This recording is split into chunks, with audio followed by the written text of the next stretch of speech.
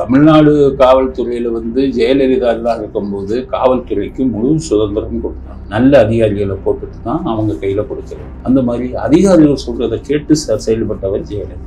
1991 இருந்து 96 வரை ஜெயலலிதா முதலமைச்சராக. கோயம்புத்தூர்ல குண்டு வெடிப்பதற்கான சாத்தியங்கள் அதிகமாயிடுச்சு. உடனடியாக நடவடிக்கை எடுக்கணும்னு அந்த ஜெயலலிதா என்ன பண்ணாங்க, ஒரு 5 பேர் தலைவர்கள் இருக்காங்க, அவர்களை குண்டர்கள் சட்டத்தில் செய்யுங்க. கேரளால இருந்து நிறைய கெலட்டின் குச்சிகள், குண்டு செய்யக்கூடிய கெலட்டின் குச்சிகள் வருது, அங்கே செக் போஸ்ட் போடணும், செக் பண்ணி தான் உள்ள விடணும், செய்யுங்க. உடனே எல்லாம் இது பண்ணாங்க. ஒரு பிரச்சனை வரல. 96 எலெக்ஷன்.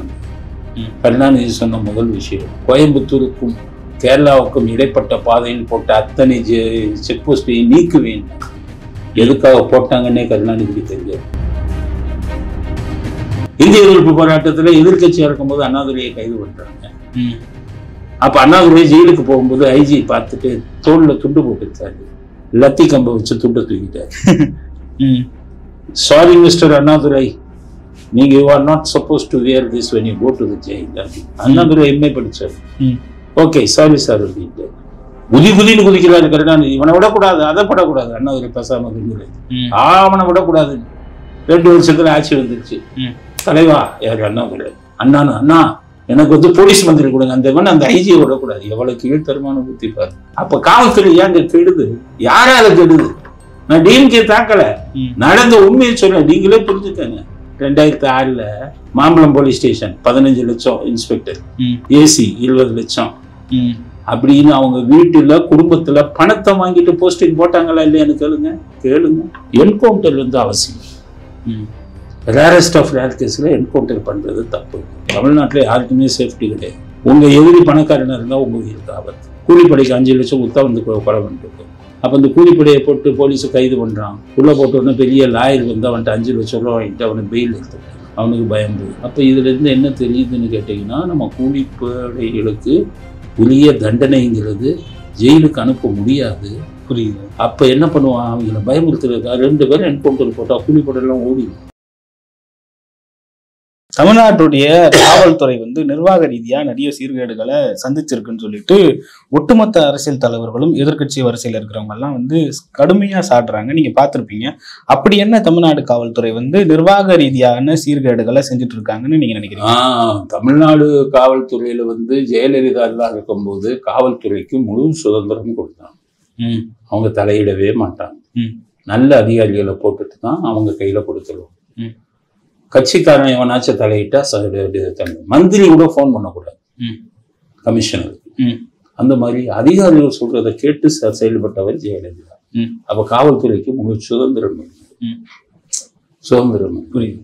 இப்ப கோயம்புத்தூர் எடுத்துக்கங்க. 1991 இருந்து 96 வரை ஜெயலலிதா முதலமைச்சராக இருந்தார். அப்ப டிஜிபி வந்து ஸ்ரீபால் இருந்தார். அப்ப ஸ்ரீபால் என்ன போட்டாருன்னு கேட்டீங்கன்னா, கோயம்புத்தூர்ல குண்டு வெடிப்பதற்கான சாத்தியங்கள் அதிகமாயிடுச்சு, உடனடியாக நடவடிக்கை எடுக்கணும்னு கேட்டாங்க. அந்த ஜெயலலிதா என்ன பண்ணணும்னா, ஒரு 5 பேர் தலைவர்கள் இருக்காங்க, அவர்களை குண்டர்கள் சட்டத்தில் அடைக்கணும், செய்யுங்க. செக் போஸ்ட் போடணும். ஆந்திரால கேரளால இருந்து நிறைய கெலட்டின் குச்சிகள், குண்டு செய்யக்கூடிய கெலட்டின் குச்சிகள் வருது, அங்கே செக் போஸ்ட் போடணும், செக் பண்ணி தான் உள்ள விடணும், செய்யுங்க. உடனே எல்லாம் இது பண்ணாங்க. ஒரு பிரச்சனை வரல. 96 எலெக்ஷன் வந்தது. கருணாநிதி சொன்ன முதல் விஷயம், கோயம்புத்தூருக்கும் கேரளாவுக்கும் இடைப்பட்ட பாதையில் போட்ட அத்தனை செக் போஸ்டை நீக்குவேன். எதுக்காக போட்டாங்கன்னே கருணாநிதிக்கு தெரியாது. கருணாநிதியை நீங்க ராஜதந்திரியும் தேர்தல் அறிக்கைக்காக சொன்னாரு. என்னை பொறுத்தவரை அரசியல் கட்சிகள் அந்த விஷயத்துல அவர் திறமையானவராக இருக்கலாம். அரசு நிர்வாகத்தில் அவர் ராஜதந்திரி இல்லை, ஒண்ணுமே தெரியாது. நீங்க எல்லாம் நினைப்பீங்க கருணாநிதி ஒண்ணுமே தெரியாதுங்க.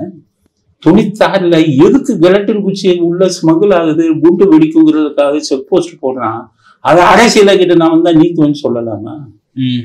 அந்த 5 பேரையும் குண்டர்கள் சட்டத்துல போட்டாங்களே. இவர் ஆட்சிக்கு வந்த 96 வந்த உடனே அவங்க 5 பேர்த்தையும் ரிலீஸ் பண்ணாரு. எல்லா செக் போஸ்டையும் எடுத்தாரு. டிஜிபி சொன்னது இவர் கேட்கலையே. அலெக்சாண்டர் அப்ப ஏடிஜிபியா இருந்த ஒரு நோட் போட்டாரு, நீங்க செய்யறது நிச்சயம் குண்டு வெடிக்கும், ஆனா பாத்துக்கிறேன். கரெக்டா அந்தோனி வரும்போது மிகப்பெரிய குண்டு வெடிச்சதா இல்லையா? அப்ப காவல்துறை சீரழிஞ்சது யார்கிட்ட? யாரு இதுல? ஜெயலலிதா அதுல சீரழிஞ்சதா? டிஜிபி சொன்னதை கேட்டு அவங்க சொன்ன விஷயங்களை நான் ஃபாலோ பண்ணாங்கல்ல. நீங்க அதை அரசியலாக்கி இது பண்ணதுனால தானே குண்டு வெடிச்சது. அப்ப ஒரு அது காவல்துறை சீரழிந்ததே உங்களாலதாங்கிறதா என்னுடைய, நான் தான் பாக்குறேன். எம்ஜிஆர் இருந்தாரு, கமிஷனரா ஒருத்தர் போட்டாரு, நல்ல அதிகாரிகளை பார்த்து போடுங்க அப்படின்னு சொன்னாரு. ஒரு போலீஸ் ஸ்டேஷன்ல நேர்மையான அதிகாரியை போட்டாங்க. காவல்துறையில இப்ப எப்படி போடுவாங்கன்னா லிஸ்ட் வச்சிருப்பாங்க. இன்ஸ்பெக்டர் ரவுடி போலீஸ் ஸ்டேஷன் இருக்கும். காசிமேடு, ராயபுரம், தண்டையார்பேட்டை, வியாசர்பாடி, எம்கேபி நகர், அதெல்லாம் ரவுடி அதிகம். புரியுது. அங்கே இன்ஸ்பெக்டர் என்ன போடுவாங்க, முரடனை போடுங்க, உதைக்கிறவனை போடு. கமிஷனர் தான் சொல்லுவாரு, உடைக்கிறவனை போடு. கோடம்பாக்கம், மாம்பழம், பூக்கடை, லஞ்சம் வந்து குமி, கேட்காமே வந்து குமி. ஆமா, கமிஷனர் சொல்லுவாரு நேர்மையான அளப்படியா. அங்கே ரவுடி தேவையில்லை. ஓ, சில உங்களுக்கு தெரியாது, சில காவல்துறை லஞ்சமே வாங்க மாட்டாங்க. ரொம்ப நல்லவனா இருக்கிறவன்னா நிறைய பேர் இருக்கான். பாவம் எல்லாம் அடையாளம் தெரியாம அவனுக்கு நல்ல போஸ்ட் கொடுக்காம இந்த அரசியல்வாதிகள் போட்டுக்கிட்டு இருக்கான். கரெக்டா இருப்பான். அப்பதான் என்ன பண்றாரு, கோடம்பாக்கம் கள்ளச்சாராய மதியம் ஓடுது, விபச்சாரம் அதிகம் இருக்கு. அப்ப இந்த மாதிரி கேம்பிளிங் கிளப், சுதாட்ட கிளப் இருக்கு. புரியுது. கமிஷனர் சொன்னாரு, யோ ஒரு முரடனை போடுங்க. முரட்டுத்தனம் வாய்ந்த ஒரு இன்ஸ்பெக்டரை போட்டாங்க. வந்த உடனே அடிதான். ரஜினிகாந்த் அடிப்பாரு இல்ல சினிமா படங்கள்ல, அப்படி சேரை எடுத்து போட்டு காலை தூக்கி போட்டு அலெக்ஸ் பாண்டியன் அடிப்பாரு. அது மாதிரி ஆளை போட்டாங்க கோடம்பாக்கத்துக்கு. போட்டா அங்கிருந்து வந்தா, ஐயா நான் அதிமுக செயலாளர் ஐயா இழுத்து போட்டு ஒரு குத்து குத்துவான் அந்த இன்ஸ்பெக்டர். நட அதிமுக வெளிலப்படாம. ஏன்னா அந்த ஆளை பத்தி ஹிஸ்டரி கையில வச்சிருப்பாங்க. நீ கள்ளச்சாரம் காய்ச்சிக்கிட்டு இருக்க அதிமுக நீ ஏன்ட்ட ரெக்கமெண்ட் படா அதிமுக காரங்கள்லாம் அடிச்சாங்க. முதலமைச்சர் எம்ஜிஆர் எல்லா பேரும் ஒன்னா சேர்ந்தான், போராட்டம் நடத்து இந்த இன்ஸ்பெக்டர் மாத்த சொல்லி அப்படின்னு தலைமை வாங்கி வர அதிமுக இதெல்லாம். எம்ஜிஆருக்கு நியூஸ் போகுது, மிகப்பெரிய ஊர்வலம். அப்ப என்ன பண்றாரு, அந்த முன்னால வந்த அதிமுக அவங்கள பூரா கட்சி விட்டு விளத்தாரு. அவங்க தலைவான்னு போடுறாங்க. என்னங்கிறாரு, எங்களை கட்சி விட்டு விளக்கிட்டீங்க, நேர்மையான இன்ஸ்பெக்டர் அவரை போய் மாத்தணுங்களா? இல்லையா எங்களை அடிச்சாரு, நீ தப்பு பண்ற, ரிப்போர்ட் பூரா போயிடுச்சு, நீ கள்ளச்சாராங்கச்சுல, நீ விபச்சார விடுதி நடத்துற, நீ வந்து சூதாட்ட கிளப்பு நடத்துற, உன்னை அடிக்காம என்னையா பண்ணுவான்? கட்சி பேரை கிடைக்கலையா? கட்சி உனக்கு நீ கட்சிக்கு தேவையில்லை அப்படின்ட்டு அந்த இன்ஸ்பெக்டரை காப்பாத்தினாங்க. அப்ப காவல்துறை ஒழுங்கா இருந்ததா இல்லையா? அண்ணாதுரை இருந்தாரு, ஐஜி அருள் திறமையானவர், நேர்மையானவர். இந்திய எதிர்ப்பு போராட்டத்துல எதிர்கட்சியா இருக்கும்போது அண்ணாதுரையை கைது பண்றாங்க. அப்ப அண்ணாதுரை ஜெயிலுக்கு போகும்போது ஐஜி பார்த்துட்டு தோல்ல துண்டு போட்டுருக்காரு, லத்தி கம்பை வச்சு துண்டை தூக்கிட்டாரு. சாரி மிஸ்டர் அண்ணாதுரை, நீங்க you are not suppose to wear this when you go to the jail அப்படின்னு. அண்ணாதுரை எம்ஏ படிச்சாரு. ஓகே சாரி சார் அப்படின்ட்டு குதின்னு குதிக்கிறாரு கருணாநிதி. இவனை விடக்கூடாது, அதை படக்கூடாது, அண்ணாதுரை பேசாம இருக்கிறது, அவனை விடக்கூடாது. 2 வருஷத்துல ஆட்சி வந்துருச்சு. தலைவா யாரு அண்ணாதுரை, அண்ணா எனக்கு வந்து போலீஸ் மந்திரி கொடுங்க, அந்த ஐஜியை விடக்கூடாது. எவ்வளவு கீழ்த்தரமான புத்தி பாரு. அவங்க ஒரு அரசாங்க அதிகாரி ஆரம்பிச்சுட்டாங்க. ஆமா, காவல்துறை அதிகாரி கடமையை செய்யறாங்க, துண்டு தூக்குனா. அண்ணாதுரை கோவப்படல, ஏன்னா படிச்சவர், எம்ஏ படிச்சவர், 2 டபுள் எம்ஏ. படிக்காத குதின்னு குதிச்சாரு. தம்பி நான் உனக்கு என்ன இது கொடுக்கறனோ அதை ஏற்றுக்கோ.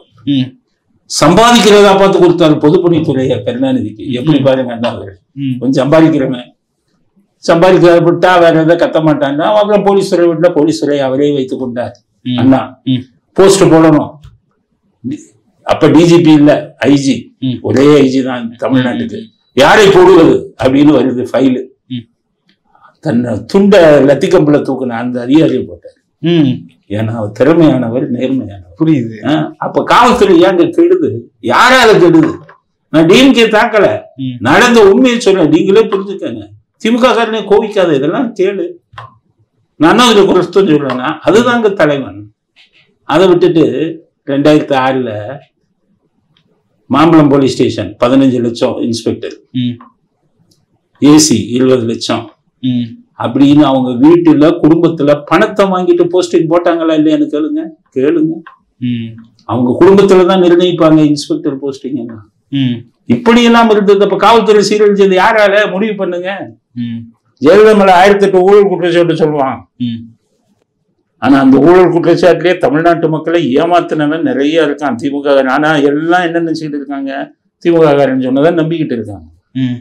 ஜெயலலிதாவை நான் எதுக்கு சொல்றேன்னா, அவர் மேல போடப்பட்ட அத்தனை இதுகளையும் வந்து அரசியல் பின்னணி இருந்தது. இப்ப ஜெயலலிதா ஜெயிலுக்கு போனாங்கல்ல, 61 கோடியோ 62 கோடியோ அளவுக்கு அதிகமாக சொத்து சேர்த்த வழக்கு. அதுல வந்துகிட்டு அவங்களுடைய போயஸ் கார்டன் பங்களாவையும் சேர்த்தாங்கல்ல. போயஸ் கார்டன் பங்களா அவங்க சிஎம் ஆனதுக்கு அப்புறம் வாங்கினதா, சிஎம் ஆகுறதுக்கு முன்னாடியே வாங்கினது? 1970 தானே அது வாங்கினது, 10 கிரவுண்டு. அதை எப்படி நீங்க அளவுக்கு அதிகமாக சொத்து சேர்த்த வழக்குல அதை சேர்த்தீங்க? தமிழ்நாட்டுல இல்ல, இந்தியாலே எவனாச்சும் கேட்டானா? இந்த சுப்ரீம் கோர்ட்ல இருக்கிறவனாச்சும் கேட்டானா? இந்த குமுதா கேட்டானா? என்னையா நீ போட்டு 70 கட்டினதை வந்து அளவுக்கு அதிகமாக சொத்து சேர்த்த வழக்குல கொண்டு வர எவனுமே கேட்கல. ஆனா ஜெயிலுக்கு போனாங்க. ஹைதராபாத்ல திராட்சை தோட்டம் இருந்தது, அது எப்ப வாங்கினது? 70கள்ல வாங்கினது. 75, 76லயே ஜெயலலிதா அங்க இருந்திருக்காங்க. அவங்களுக்காக வாதாடின அட்வொகேட் அதை பத்தி பேச. அதுதான் சசிகலா அந்த வக்கீலுங்கள் எல்லாம் உருப்படி இல்லாத வக்கீலுங்களை வச்சு கேட்டனே. திராட்சை தோட்டம் ஹைதராபாத் போயஸ் கார்டன் எல்லாம் சேர்த்து இந்த நாட்டுல ஒரு முட்டாள்கள் கூட்டம் உட்காந்து எல்லா பேரும் ஏ1 லிஸ்ட் கொடுக்குறாங்க. சொத்து லிஸ்ட், ஜெயலலிதா சொத்து லிஸ்ட் வந்து கொடநாடுல போய் அவரை வந்து கூட சேர்த்தது ஜெயலலிதா. இவங்களுக்கே இல்லாம அவங்களையும் சேர்த்து வச்சாங்க. அத்தனை கொள்ளையடிச்சது கூட சசிகலா தான். அப்படியா? ஆமா, அத்தனை ஊழலுக்கும் காரணம் சசிகலாவும் அவங்க குடும்பமும் தான். அவங்க என்ன, அவங்களுக்கு குழந்தை இல்ல, கணவன் இல்ல, வாரிசு இல்ல, சொத்தெல்லாம் வாங்கி என்ன செய்ய போறாங்க சொல்லுங்க? அந்த அம்மாவுக்கு அந்த எண்ணமே இல்லைங்க. இந்த கூட்டம் இதுதான் இந்த பங்களா, அதுல எல்லாம் அவங்களையும் சேர்த்துக்கிட்டாங்க தான் தப்பிக்கணுங்கிறது. கொள்ளையடிச்சது கூட சசிகலா, மாற்று கருத்தே கிடையாது. ஆனா அந்த அம்மா வந்து குற்றவாளியா போனாங்க. ஆனா இன்னைக்கு ஸ்டாலின் பேர்லயும் உதயநிதி பேர்லயும் உலகத்துல பல இடங்கள்ல வந்து முதலீடு பண்ணியிருக்காங்க. இவங்களை ஏன் சொல்லுங்க. அப்படின்னா அவன் நல்லவன் அர்த்தமா? நீதிமன்றத்துக்கு முன்னாடி கொண்டு வரலங்கிற ஒரே காரணத்துல இவர்கள் யோகியர்கள் உத்தமர்கள்னு நம்ம ஏற்றுக்கொள்ள முடியுமா? நான் போட்டு எடுத்து வைக்கிற ஆதாரங்கள் இவங்க என்னென்ன பண்ணியிருக்காங்க. அப்புறம் எப்படி காவல்துறை வந்து சீரழிஞ்சு போச்சுன்னா இவர்கள் ஆட்சியில் தான் காவல்துறை சீரழிஞ்சது. அப்புறம் ஆட்சிக்கு வந்த புதுசுல சைலேந்தர் பாபு, இறையன்பு போன்ற நேர்மையான அதிகாரிகளை போட்டாங்கல்ல, அது ஷீல்டு. அந்த நேர்மையான அதிகாரிகளை செயல்பட விட்டார்களா? அது கேளுங்க. ஷீல்டு என்ன கேட்டீங்கன்னா, ஒரு நேர்மையான அதிகாரியை போட்டு அவங்க டம்மி ஆக்கிறது. நீங்க சொன்னீங்க சைலேந்திர பாபு டிஜிபி நேர்மையான அதிகாரியை போட்டாரு. நீங்க அவரை செயல்பட விடலைங்கிறதுக்கு நான் உதாரணம் சொல்றேன். அவர் டிஜிபி தானே. சென்னை சிட்டி போலீஸ் கமிஷனர் வந்து ஏடிஜிபி உள்ளவங்களை தான் போடணும். ஆனா சங்கர் ஜெய்ஸ்வாலையும் டிஜிபி ஆக்குனாரா இல்லையா ஸ்டாலின்? சரி, அதை விடுங்க. இதுவரை சென்னை சிட்டி போலீஸ்க்கு எங்கேயோ கமிஷனர் ஒருத்தர் தானே கேள்விப்பட்டிருக்கீங்க. ஆமா, ஸ்டாலின் ஆட்சியில 4 கமிஷனர் போட்டாங்களா? இல்ல, ஆவடிக்கு ஒரு கமிஷனர், இதுக்கு ஒரு கமிஷனர், தாம்பரத்துக்கு ஒரு கமிஷனர் போட்டாங்கல்ல. 15 போலீஸ் ஸ்டேஷனுக்கு ஒரு கமிஷனர் போட்டாங்க. 3 கமிஷனர் போட்டாங்க. குற்றங்கள் அதிகரிக்க கமிஷனர்ஸ் ஈக்குவல் போஸ்ட் போடுவீங்களா? 4 முதலமைச்சர் வச்சுக்காங்க. நீங்க துணை முதல்வர் வைக்காம 4 முதலமைச்சரை வைங்க. குற்றம் அதிகமாச்சுன்னா அடிஷனல் டிஜிபியை போடுங்க. நிர்வாகம் சீர்குலைஞ்சு போகாதா? ஒரே பதவியில ஒரே அதிகாரத்தில் இருக்கிறவங்க 4-5 பேரை சைலேந்திர பாபு கமிஷனரை கூப்பிட்டு கேட்பாரு, sorry sir, you are a DGP, I am also a DGP, நீங்க என்ன கேள்வி கேட்க முடியாது. தாம்பரத்துக்கு போன் பண்ணுவாரு கமிஷனருக்கு, சாரி சார், நானும் டிஜிபி. அப்ப நிர்வாகம் எப்படி ஒழுங்கா நடக்கும்? அதிகாரத்தை வந்து இப்படி போட்டீங்கன்னா அப்ப காவல்துறையில சீரழிஞ்சது யாரால? யாருடைய ஆட்சியில? பாருங்க. இப்ப நான் கேட்கிற கேள்விக்கெல்லாம் முதுகெலும்பு இருக்கிற ஒரு தமிழ்நாடு அரசியல்வாதி வந்து முன்னாடி வந்து பேச சொல்லுங்க. ஸ்டாலின்ல இருந்து அடிமட்டை இவங்க திருமாவளவன்ல இருந்து எல்லா கட்சிக்காரங்களையும் நான் கூப்பிடுறேன். ஒருத்தன் வந்து என் கூட பதில் பேசு விவாதத்துக்கு. இல்லையா, வா, காவல்துறையில் இருக்கக்கூடிய அதிகாரிகளே நான் சொல்றது தப்புன்னா என்கிட்ட வந்து பேச சொல்லுங்க. யாருக்கும் தைரியம் இல்லை, முதுகெலும்பு இல்லை தவறை தட்டி கேட்பதற்கு, மக்கள் மன்றத்தில் தவறை சொல்லுவதற்கு. நான் நீதித்துறையவே கடுமையா சாடிக்கிட்டு இருக்கேன். ஜட்ஜ்மெண்ட் கொடுக்கறதுல என்னென்ன தப்பு நடக்குதுங்கிறது நான் 3-4 நீதிபதிகள் மேல புகார் கொடுத்துருக்கேன். நான் வழக்கறிஞராக இருந்தோம். ஏன் கொடுக்குறேன்? நீதிபதியே தவறக்கூடாது. நீதி கொடுக்கக்கூடிய நீதிபதியை நீ தவறிட்ட, நான் ஏழை மக்கள் வந்து ஓன்ட்ட எப்படி நீதி கிடைக்கும்? அவனுக்கு பணக்காரனுக்கு தான் இருக்கணும். கருணாநிதிக்கு சமாதி அமைக்கும் போது 2 மணிக்கு கோர்ட்டு நடத்துனீங்களா இல்லையா ஜட்ஜி வீட்டுல?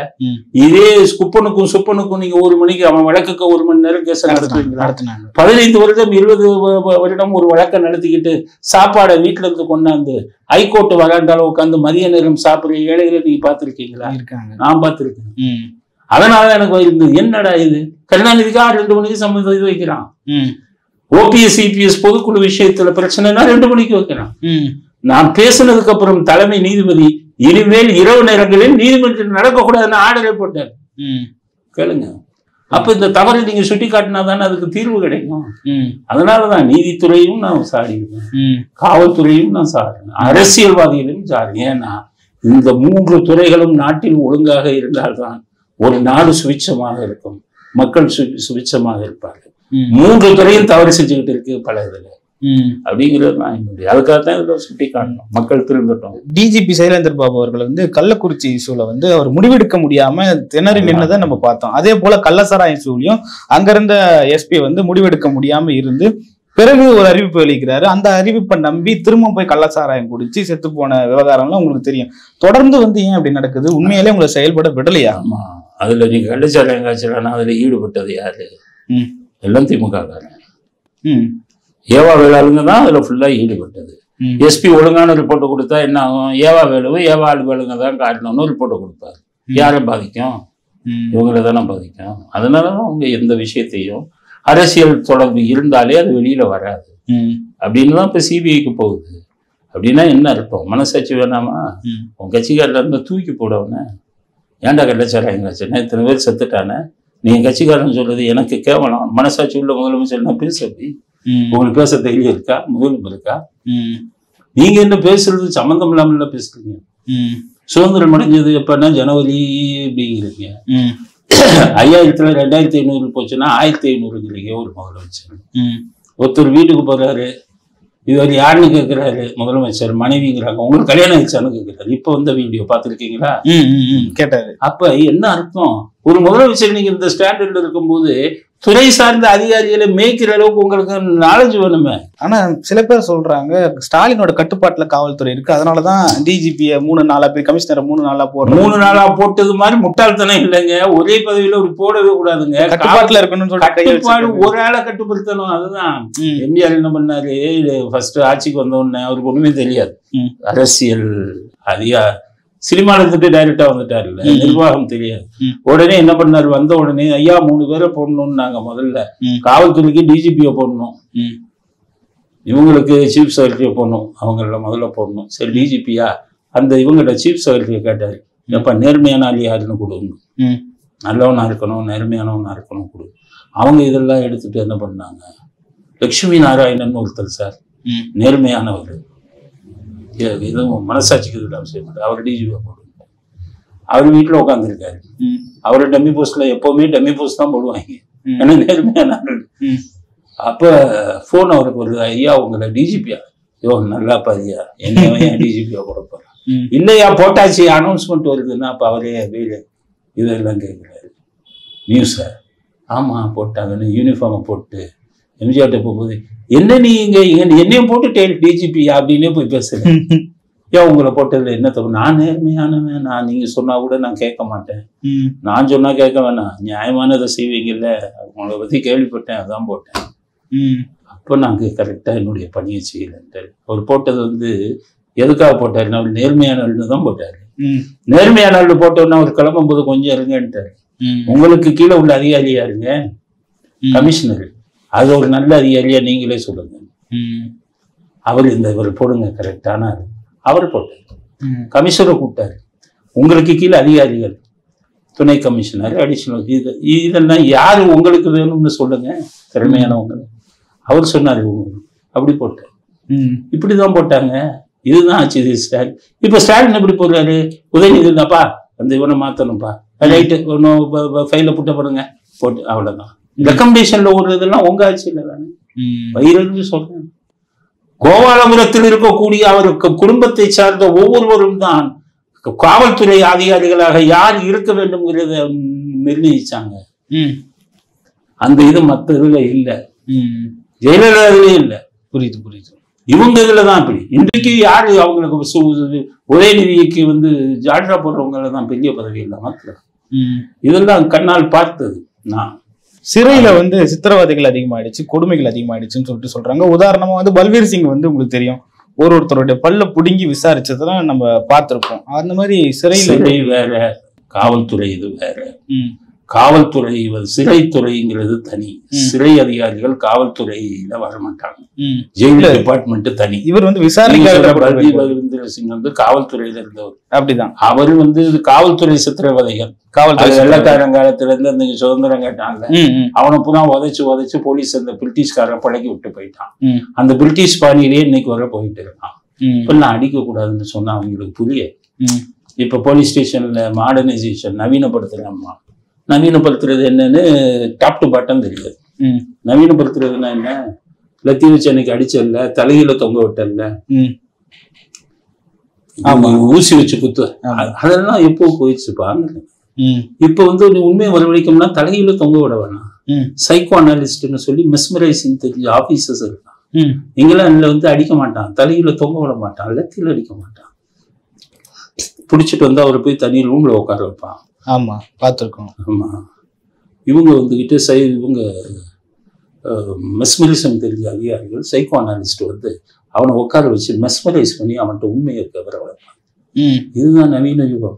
புரியுது. இவன் என்ன ஊசி வச்சு குத்திக்கிட்டு இருக்கான், தலையில தொங்க விட்டு அடிச்சுக்கிட்டு இருக்கான். இவனுக்கு எந்த காலத்துல பிரெயின் மேப்பிங்னு வருது. அதான் ஒருத்தனும் பக்குவப்படலை. பிரெயின் மேப்பிங்னு வருது. உட்காந்துட்டு ஹெல்மெட் மாதிரி வைப்பான், உங்களை பேச விடுவான். உங்களை பேச விடும் போது உங்களுடைய மூளைகளின் கதிர்கள் எப்படி போகுதுன்னு பார்ப்போம். அந்த கதிர்களை வச்சு நீங்க போய் சொல்றீங்களா, உண்மையை சொல்றீங்களான்னு. நார்கோ அனாலிஸ்ட்னு வந்திருக்கு. நார்கோங்கிறது போதை இதை கொஞ்சம் கொடுப்பான், அப்புறம் பேச வைப்பான், அதுல அவன் வளருவான். அதுல கிடைக்கக்கூடிய விஷயங்களை வச்சு இன்வெஸ்டிகேஷன் பண்ணுவான். இப்படித்தான் வெளிநாடுகளில் போய்கொண்டிருக்கிறது. இன்னும் இங்க தமிழ்நாடு போலீஸ்ல ஊசி வச்சு குத்திக்கிட்டு தலையில் இது பண்ணிட்டு பாத்ரூம்ல வலிக்கு விழுந்துட்டு அந்த கையில கட்டு போட்டுக்கிட்டு இப்படி போயிட்டு இருக்கேன். மாத்தணும். லாக்அப் டெத்ஸ், என்கவுண்டர்ஸ் வந்து அதிகமாயிடுச்சு. இப்போ லாக்அப் டெத் வந்து இப்ப முன்னாடி இருந்ததை விட இப்ப கம்மி. ஏன்னா லாக்அப்ங்கிறத தூக்கிட்டாங்க இப்ப. ஆனா இவங்க என்ன பண்ணுவாங்க, அன்அஃபிஷியல் அரெஸ்ட்னு கொண்டு போய் அரெஸ்ட் காமிக்காம வெளியில ஒரு வீடுகளில் வச்சு உதைப்பாங்க. அது இப்ப பெருமளவு குறைஞ்சிருச்சு. ஏன் குறைஞ்சிருச்சுன்னா இப்ப திருநாட்டுல போலீஸ் ஆபீசர்களே போட்டு உள்ள தள்ளிடுறாங்க, அது குறைஞ்சிருச்சு. அடுத்தது என்ன கேட்டீங்க, என்கவுண்டர். என்கவுண்டர் வந்து அவசியம். ரேரஸ்ட் ஆஃப் ரேர் கேஸ்ல என்கவுண்டர் பண்றது தப்பு. ஏன்னா கூலிப்படையெல்லாம் ஒரே மாசத்துல 5-6 பேரை கொலை பண்ண கூலிப்படை இருக்கான், அவன் 5 லட்சம் ரூபா.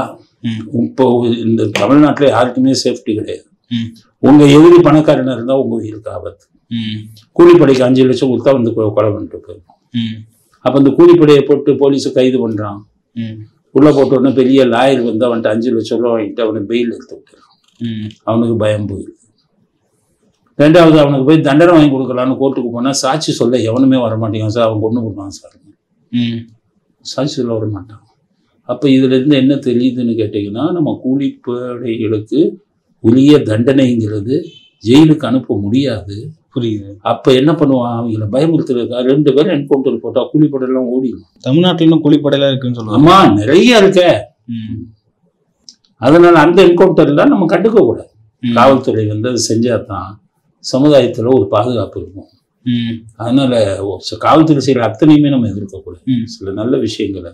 இன்னும் ஒரு படிக்கையில போய் திமுகவிற்கு வலு சேர்க்கும் விதமா இங்க நிறைய காவலர்கள் செயல்படுறாங்க. இவனுக்கு வேண்டிய ஆளதானே தூக்கி போடுறான் இன்ஸ்பெக்டர். உதாரணத்துக்கு சொல்லணும்னா வருண்குமார்னு வச்சிருக்கீங்களா, நாம் தமிழ் கட்சி வந்து ஒரு பயங்கரவாத கட்சி, அது ஒரு பயங்கரவாத அமைப்புன்னு சொல்லிட்டு அங்க நடக்கிற ஒரு மாநாடுல, IPS மாநாடுல போய் பேசுறாரு. பேச வேண்டிய அவசியம் வந்து ஏற்பட்டு போலீஸ் புரோட்டோகால் படி இப்படி பேசக்கூடாது. அதிகாரிகள் வந்து அரசியல்வாதிகளை பத்தி பேசக்கூடாது. அவங்க செய்யறதுன்னா சட்டப்படி செஞ்சுட்டு போயிட்டே இருக்கும். வருண்குமார் பேசுனது மிகப்பெரிய தப்பு. அரசியல்வாதி மாதிரி பேசக்கூடாது.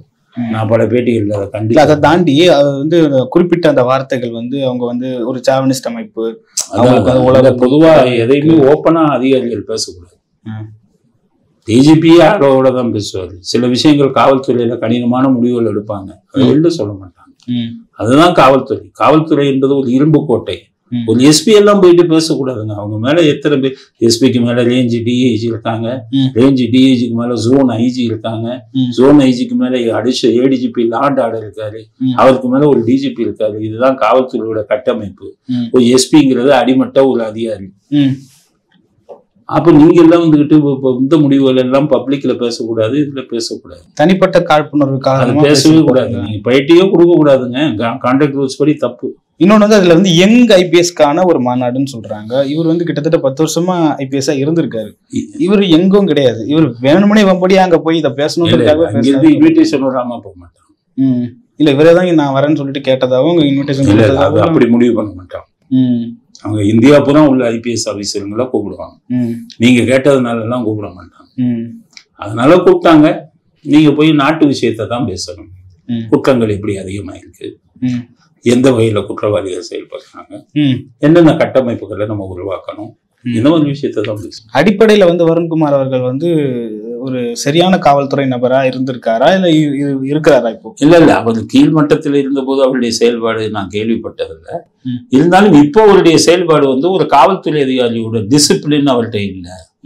அவருடைய ஒரு அறிக்கை விடுறது, பேசுறது அதெல்லாம் தப்பு அப்படிங்கிறது தான் என்னுடைய புரோட்டோகால்னு இருக்கு போலீஸுக்கு. அதை வந்து அவர் பாதுகாக்க தவறி விட்டார் அப்படிங்கிறது தான் என்னுடைய கருத்து.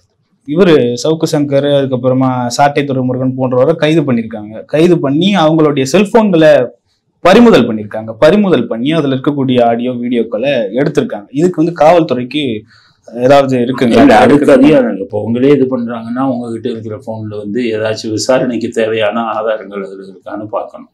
அதுல தப்பு இல்லை. ஆனா அதை எடுத்துக்கிட்டு வெளியில பப்ளிக் டொமைன்ல எல்லாம் இருக்கிறது வந்து முட்டாள்தனம். அதை நீங்க விசாரணைக்கு மட்டும்தான் வச்சுக்கணும். இன்னொரு ஆள்கிட்ட கொடுத்து இன்டர்நெட்ல போடுற அப்படின்னா நீ அரசியல்வாதியோட மோசமா போயிட்டேன்னு தானே. ஆனா சவுக்கு சங்கரை பொறுத்தவரை அவர் வச்சிருந்த போன்ல வச்சிருந்ததெல்லாம் மிக மிக மிக மோசமான விஷயம். அதெல்லாம் வந்து சாட்டை துறைமுருகன்னா ஒரு அரசியல் ரீதியா புரியுது. ஆனா சவுக்கு சங்கர் வச்சிருந்ததுன்னா ஆபாச இது, பாலியல் துன்புறுத்தல். இல்ல நியாயப்படுத்தல, ஆனா தனி மனிதனுடைய அந்த தனி மனிதன் உங்களை ஒரு குற்றத்துக்கு உள்ள பிடிச்சிட்டாங்கன்னா அந்த குற்றம் சம்பந்தப்பட்ட ஆதாரங்கள் உங்கள்கிட்ட ஏதாச்சும் கிடைக்குதாங்கும் போது காவல்துறை அப்படிதான்.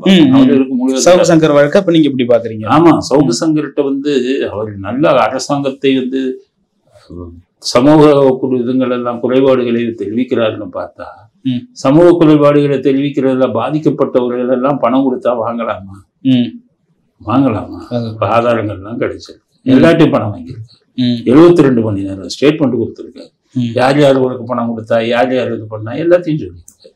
இதெல்லாம் தப்பு தானே, ஊடக தர்மத்துக்கு எதிராக. ரெண்டாவது, பல பேர் வந்து மிரட்டி பாலியல் பலாத்காரம் எடுத்த வீடியோக்கள்லாம் மாட்டி அதெல்லாம் ஏற்றுக்கொள்ளக்கூடியது இல்லை. அதெல்லாம் நம்ம ஊடகம்ங்கிறத வச்சுக்கிட்டு போனாங்கன்னா அதை நம்ம வந்து ஆதரிக்க கூடாது. ஒரு சமூகத்துல வந்து சமூகத்து குறைகளை சுட்டி காட்டுபவன் வந்து அவனே ஒரு குற்றவாளியா இருக்கக்கூடாது. அது வந்து சவுக்கு சங்கர் செஞ்சதுல மிகப்பெரிய பல விஷயங்கள் வந்து அவங்ககிட்ட இருக்கு. ஒரு சில இது நான் தெரிந்த அதிகாரிகள் மூலமா வந்தது. அப்போ நானே ஷாக் ஆயிட்டேன், இவ்வளவு மோசமா பண்ணியிருக்கேன் அப்படியா. ஆனா சாட்டை துறைமுருகன் அப்படி இல்லை. உங்க கட்சி ரீதியா சில பேர் பேசுனது அதெல்லாம் எடுத்து நீங்க சமூக ஊடகங்கள்ல அதை எடுத்து வியாபாரம் பண்றாரு. அது பெரிய தப்பு. உங்களுக்கு விசாரணைக்கு அதுக்கு தேவைப்படுதாங்கிறதோட நிறுத்திக்கணும். அதுக்கு மேல நீங்க போகக்கூடாது. போனதும் உங்களுடைய தப்பு. சட்டப்படி அது குற்றம். எது? ஆமா, ஊடகங்களுக்கு விட்டது தப்பு. அப்ப இதை செஞ்ச வருண்குமார் அவர்கள் வந்து அந்த ஐபிஎஸ் மாநாடுல போயிட்டு இந்த சமூக ஊடகத்துல நடக்கிற பிரச்சனையை பத்தி பேசுறதுக்கு ஏதாவது இது இருக்குங்களா? அது நான் இதோட கனெக்ட் பண்ணல. பொதுவாகவே காவல்துறை அதிகாரிகள் அரசியல் பேசக்கூடாது. அரசியல் விஷயம் வந்தா வாயை திறக்க மாட்டாங்க. அரசியல் கமெண்ட், பொலிட்டிக்கல் கமெண்ட்லாம் அடிக்க கூடாது. காவல்துறை அதிகாரிகளுக்கு பல நிர்பந்தங்கள் இருக்கு. புரியுது. அதெல்லாம் மீறி நடத்துவோம் தான் ஒழுங்கான சிறந்த காவல்துறை அதிகாரி. அவனோட போய் ரோட்டு சண்டை போட்டுக்கிட்டு இருக்கிறவங்கன்னா காவல்துறை அதிகாரிக்கு லாய்க்கு இல்லாதவங்கிறது தான் என்னுடைய. வருண்குமார் காவல்துறை அதிகாரியா இருக்கிறதுக்கு லாய்க்கு இல்லைன்னு சொல்றீங்க. தொடர்ச்சியாக திமுக எதிராக யார் பேசினாலும் கைது பண்றாங்க. சமீபத்தில் சாட்டை துறைமுருகன்ல இருந்து, சவுக்கு சங்கர்ல இருந்து, நேத்து ரங்கராஜன் ஒரு ஸ்ரீபெரும்புத்தூர்ல ஒரு ஐயர்ல இருந்து எல்லாரையும் கைது பண்ணிருக்காங்க. இப்படி அதிகாரத்துல இருக்கிறவங்க வந்து தன்னுடைய அதிகாரத்தை துஷ்பிரயோகம் பண்றாங்களா? இருக்கிறவன் சொல்லத்தான் செய்வான். ஏன்னா அவன் படிக்காதவன், அவனுக்கு ஒன்றும் தெரியாது. அதிகாரத்தில் இருக்கிறவங்க மூலங்கிறது இருக்காது. கல்யாணம் அவனை பார்த்துக்கிட்டு என்னுடைய மனைவின்னு சொன்னவனை பார்த்து கல்யாணம் ஆகிச்சான்னு கேட்கிற ஆளுங்க இப்படி இருப்பாங்க. தெரியாம கூட சொல்லியிருக்கலாம்ல. சரி, அதை தெரியாம சொன்னாங்க. இந்தியாவுக்கு சுதந்திரம் ஜனவரி மாசம்னு சொன்னது தெரியாம சொல்லிட்டாங்களா? அவர் பேசுனதுல அத்தனை இது இருக்கு. ஸோ அவருடைய ஸ்டாண்டர்ட் அதுதான். இவர் போய் ஒருத்தனை அவனை கைது பண்ணி உள்ள போட்டுனா காவல்துறை பண்ணிருவியா? அப்ப இல்ல, காவல்துறை பண்ணக்கூடாது. உனக்கு சுப்ரீம் கோர்ட் வழிகாட்டுதுன்னு சொல்லுத. 7 வருடத்துக்கு தண்டனைக்கு குறைவாக இருக்கக்கூடிய குற்றங்களுக்கு நீ ஜெயிலுக்கு அனுப்பக்கூடாதுன்னு சுப்ரீம் கோர்ட் சொல்றாங்க. ஆமா, இப்ப போலீஸ் எந்த இதோட சட்டம் படிக்கலையா நீ? அப்ப நீ அவனை போய் இது பண்ணி எஃப்ஐஆர் கொண்டு போய் ரிமாண்ட் பண்ண போறியா? அங்க இருக்கிற மேஜிஸ்ட்ரேட் ரிமாண்ட் பண்றானா அவனும் சட்டத்தை படிக்கலையா? அவன் நீயும் படிக்கலையான்னு கேட்கிறேன். சுப்ரீம் கோர்ட் தான் சொல்லுது இல்ல. ஒருத்தனாவது மேஜிஸ்ட்ரேட் மேலையும் எஃப்ஐஆர் போட்ட போலீஸ்காரங்க ஓராண்டு குண்டாஸ் போட்டு வராங்களா? அதெல்லாம் குண்டர்கள் சட்டம். அது அரெஸ்ட் பண்ணி ரிமாண்ட் பண்றது தப்பு. குண்டர்கள் சட்டத்திலேயே எல்லாத்தையும் போட முடியாதுங்க. குண்டர்கள்னா என்ன? குற்றம் செய்வது தொழிலா வச்சிருக்கிறது தான் குண்டர். ஒரு எக்ஸ் மினிஸ்டர் கூட வச்சு உள்ள போடுறான். ஆறுகளுக்கு தான் அறிவு இல்லை. விவசாயிகளை குண்டார் சட்டத்துல போடுறாங்க. அதே போல யூடியூப்ல பேசுறவங்களை குண்டார் சட்டம் போடுறாங்க. நீதிமன்றங்கள் என்ன செய்கிறது? அதுதானே நீதிமன்றம் 10 வருஷம் கழிச்சு கொடுக்குறேன், 10 மாசம் கழிச்சு குண்டர் சட்டத்தில் கைது செய்தது தப்பு.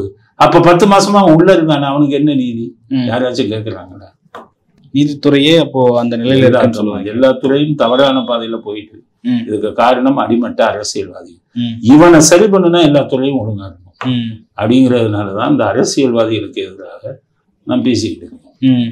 நடப்பு கால அரசியல் கருத்துக்களை பகிர்ந்து கொண்டதுக்கு நன்றி. மற்றும் ஒரு காலையில் சந்திப்போம். நன்றி.